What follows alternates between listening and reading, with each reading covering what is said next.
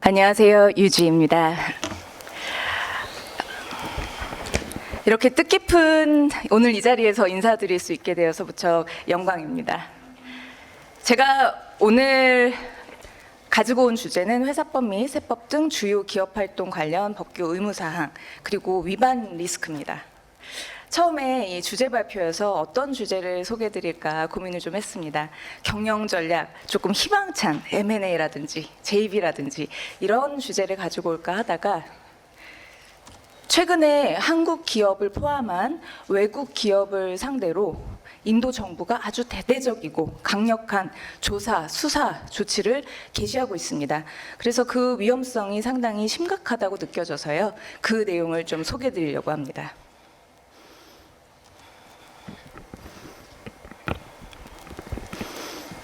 보시는 내용은 뭄바이 델리에서 최근 시작된 이 기업 등록청, 기업부 그리고 경찰, 경제범죄수사국의 수사 내용입니다. 보시는 것처럼 중국 기업 먼저 내용을 보면은 주 타겟이 된 회사들이 외국 기업의 인도 자회사들이었습니다. 안타깝게도 수사 대상이 되고 있는 혐의는 사기, 부정행위, 그리고 자금 세탁, 범죄, 음모 혐의 등입니다. 혐의가 굉장히 심각하게 보입니다. 근데 사실은 이 외국 기업들 중에서는 적법 절차에 따라서 법인을 설립하고 투자하고 거래를 했던 경우도 많을 것입니다.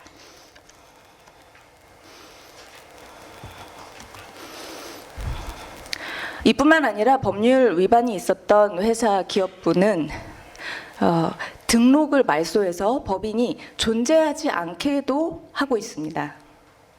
보시는 것처럼 지난 몇 년 동안 기업 등록청에 의해서 직권으로 등록 말소가 된 케이스가 11만 2천여 건에 달합니다. 애뉴얼 리턴, 연간 정부 신고를 하지 않아서 기업부 등록이 말소된 경우도 4만 1천여 건에 이릅니다. 한국과 달리 인도에서는 기업부라는 것이 있습니다. 기업부는 기업들의 활동, 사업을 촉진하고 도와주는 기관이라기보다는 규제하는 관리 감독 기관입니다. 한국에는 기업부와 동일한 규제 기관은 없다고 할 수 있겠습니다.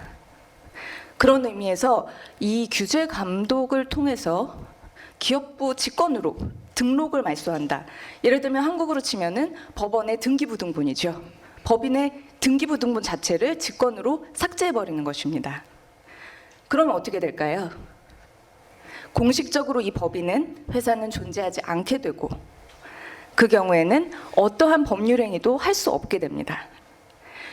지금 진행되고 있는 사례 하나를 소개를 드리겠습니다. 대기업의 인도 자회사인데요. 한국의 많은 글로벌 그룹사들이 이렇게 인도에 진출을 하지요. 프로젝트가 거의 완성 단계에 있었고 그런데 이 인도 로컬 회계법인의 여러 가지 업무를 다 일임해 놓은 상태였습니다. 아무래도 한국 본사나 여기 법인장분들께서는 아주 디테일한 것까지는 감시 감독을 하기가 어렵기 때문에 믿고 맡겨놨었는데요. 한 몇 달 정도, 1년에 걸쳐서 기업부 등록이 누락이 된 것입니다. 그 결과 갑자기 통지를 받았고요.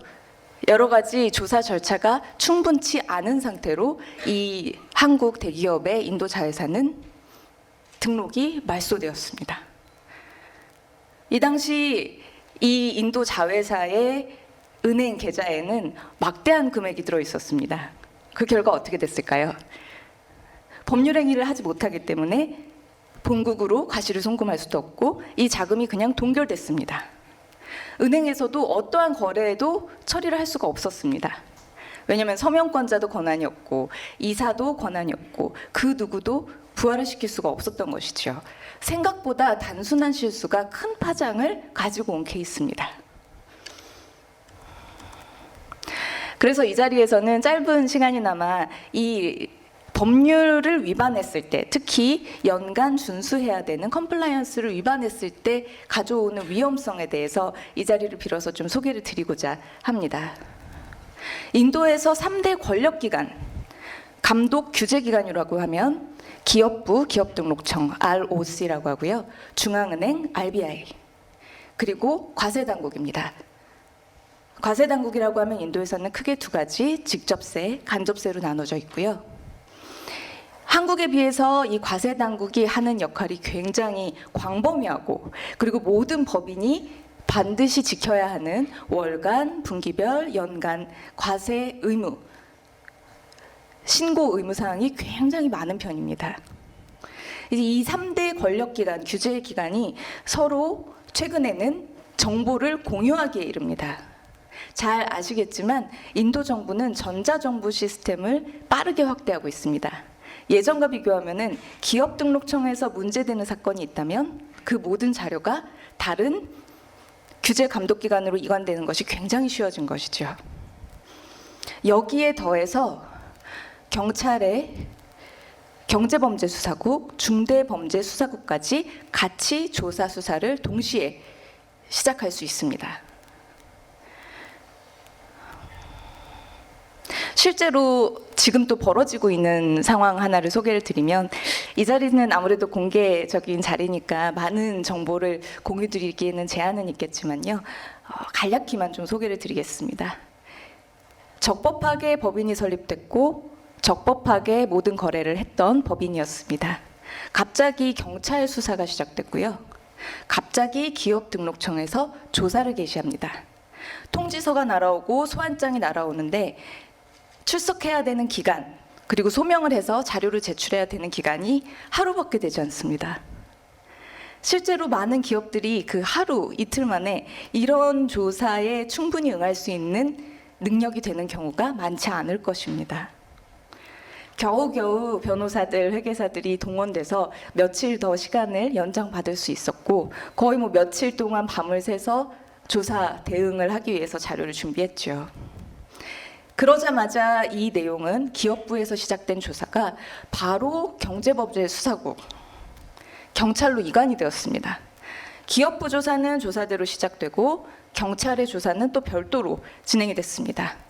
그러다 보니까 여기 인도의 이 자회사 또는 독립법인의 책임자는 우리 다 한국 주재원분들이신데요. 직접 출석도 하셔야 될 수도 있고, 만약에 한국에 있으시면은 여기 오셔야 될 수도 있습니다.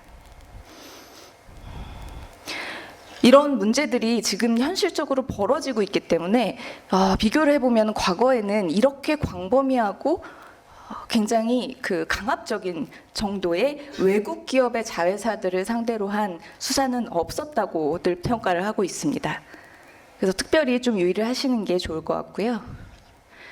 처음에 인도에 진출하실 때는 해외에서 투자가 들어오는 외국 직접 투자 FDI이기 때문에 RBI의 적용 규제를 받게 됩니다.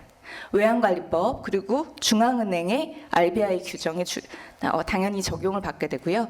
이 해외 투자 신고뿐만 아니라 연간 해외 투자 신고에 대한 의무도 있으십니다.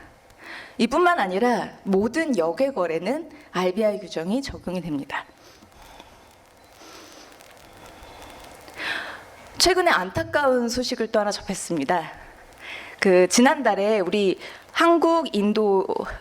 한국의 은행들 중에 인도에 진출한 은행들이 RBI 규정 위반으로 벌금을 부과받은 적이 있었습니다. 굉장히 안타까운 경우죠. 어떻게 보면은 여기서 은행 업무를 하실 때 은행에서 왜 이렇게 내리라고 하는 서류가 많은가 좀 불편함을 호소하실 때도 많을 거예요. 근데 어떻게 보면은 이거는 인도 내부의 은행의 규정이 아니라 RBI의 규정입니다. 이렇게 처음 인도에 진출하는 법인 설립, 자본금 또는 대여금, 투자, 이때부터 모든 인도에서 준수하셔야 되는 컴플라이언스를 숙지하셔야 될 필요가 있고요. 지금 보시는 것처럼 대부분의 우리 한국 기업들, 외국 기업들은 인도에 투자할 때 프라이빗 리미티드, 비공개 회사로서 들어오는 경우가 많습니다. 이때 2인 이상의 이사, 2인 이상의 주주, 그리고 페이퍼 컴퍼니가 아니라 반드시 등록사무소가 있어야 되는 의무가 있습니다. 이때 문제된 게 아까 설명했던 그 한국 사례, 한국 지금 수사 대상이 되고 있는 사례가 이게 문제가 된 케이스입니다. 이 한국 회사에서는 처음에 이 대형 자문사를 썼기 때문에 당연히 걱정 없이 법인 설립이 됐을 거라고 예상을 하고 있었다고 하더라고요. 근데 실제로는 어떤 일이 벌어졌냐면 법인 설립을 빨리 하기 위해서 인도인 이사를 대리로 세웠고요.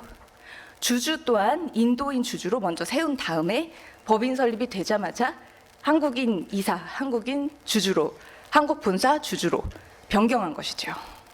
이거에 대해서 인도 수사 당국에서 보는 입장은 페이퍼 컴퍼니를 만들어서 인도인을 이용했고 그 직후 한국 본사 주주 이사로 변경한 다음 자금 세탁을 했다. 시나리오는 이랬습니다. 아까 말씀드린 것처럼 먼저 이 수사가 개시됐던 거는 중국 회사들이라고 말씀드렸는데요. 어떻게 보면 처음부터 시나리오가 이런 시나리오에 들어맞는 중국 회사를 찾는 것. 이게 수사 지침이었다는 그런 공공연한 루머가 있습니다. 그러다 보니까 중국 회사들뿐만 아니라 다른 외국 회사들도 같이 수사 대상에 포함이 됐던 거죠. 반면에 생각해 보면은 한국의 대기업이든 중소간 기업이든 인도에 투자할 때 본지사 간 거래가 대부분 많이 적법 절차에 따라서 이루어지고 있는데 그거를 자금 세탁으로 보는 것입니다. 굉장히 억울하지 않을 수 없는 그런 상황입니다. 그래서 아까 말씀드린 것처럼 뭐 하루 이틀 만에 이 관련된 모든 서류와 증빙과 이유를 답변서를 다 작성해서 당국에 제출하라. 이런 경우가 아주 통상적인데요. 그때 당시 법인이 어떻게 설립됐고 왜 우리가 인도인 이사가 필요했고 주주가 필요했고 이런 내용을 지금 현재의 여기 주재원 분들께서 또는 인도 실무자들이 가지고 있지 않는 경우가 또 굉장히 많습니다. 그래서 제가 오늘 이 자리에서 꼭 강조드리고 싶었던 점은 법인 설립부터 당시부터 지금까지의 이 법률 문서들, 정부에 제출했던 모든 법정 양식들, 이 내용들은 꼭 지금이라도 항상 대비하시는 차원에서 점검하시기를 추천을 드립니다. 보시는 것처럼 법인의 장부를 작성하고 이사회를 소집하고 외부 감사인도 선임을 해야 되고 한국과 달리 법인의 규모와 상관없이 외부 법정 감사인이 필수입니다. 주식을 배정하고 자본금 납입하고 자본금 납입도 해외 투자이기 때문에 중앙은행에 신고가 필요하고요. 세무 등록을 하고 정관 변경이나 자본금 증자가 필요할 수도 있고요. 이 경우에도 법인 내부의 이사회나 주총 양식이 필요하고 다시 기업부 또는 해외 투자로서 중앙은행 RBI에 신고가 필요하게 됩니다. 지금 운영하고 있으신 법인에 실제로 어떠한 법정 신고 양식들이 있으시고 어떻게 제출되셨고 법에 따라 다 준비가 된 것인지 한 번쯤은 점검해 보시기를 강하게 추천드립니다. 법인이 일단 설립되고 나면 그 순간부터 아까 말씀드린 대로 기업부, RBI 그리고 세무당국의 여러 법정 의무사항을 다 지키셔야 되고요. 이거는 월, 분기, 연 상당히 많습니다. 그래서 처음 이제 한국에서 또는 다른 국가에서 인도에 진출하실 때 굉장히 놀라실 수 있고 당황하시는 부분이 이 부분입니다. 너무 법정사항이 너무 많지요. 많고 어렵고 복잡합니다. 근데 여기서 뭔가 좀 누락이 됐다고 해서 자금 세탁 방지법 위반이라는 혐의까지 있을 수 있으니 그 위험성이 굉장히 심각합니다. 게다가 이 직접세, 간접세, 세법상의 의무사항이 굉장히 많은데 특히 좀 강조드리고 싶은 부분은 이전 가격입니다.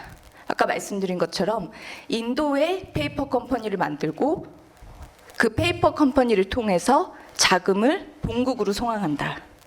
이걸 자금 세탁으로 간주하는 수사 형태를 띠고 있는 점이 참 우려스럽습니다. 근데 여기서 뭔가 좀 누락이 됐다고 해서 자금 세탁 방지법 위반이라는 혐의까지 있을 수 있으니 그 위험성이 굉장히 심각합니다. 게다가 이 직접세, 간접세, 세법상의 의무사항이 굉장히 많은데 특히 좀 강조드리고 싶은 부분은 이전 가격입니다. 아까 말씀드린 것처럼 인도에 페이퍼 컴퍼니를 만들고 그 페이퍼 컴퍼니를 통해서 자금을 본국으로 송환한다.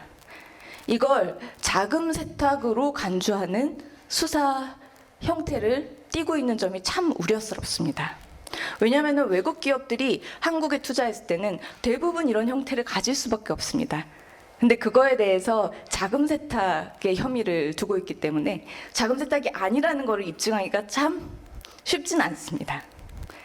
그래서 이런 점을 오늘 꼭 이 소개를 드리고 싶었고요. 이런 위험성이 중국 기업들한테만 있다 또는 우리하고는 먼 얘기다. 이렇게 생각하시기보다는 지금부터 차근차근히 여러 가지 내부 점검을 강력히 하시기를 좀 추천을 드리는 바입니다. 네, 제가 준비한 내용은 여기까지입니다. 감사합니다. 네, 그럴 수 있습니다.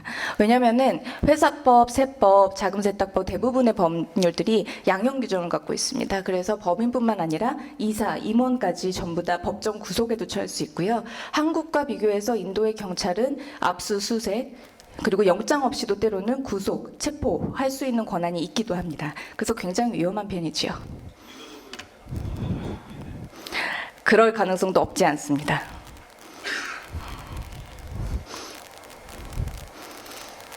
예, 감사합니다.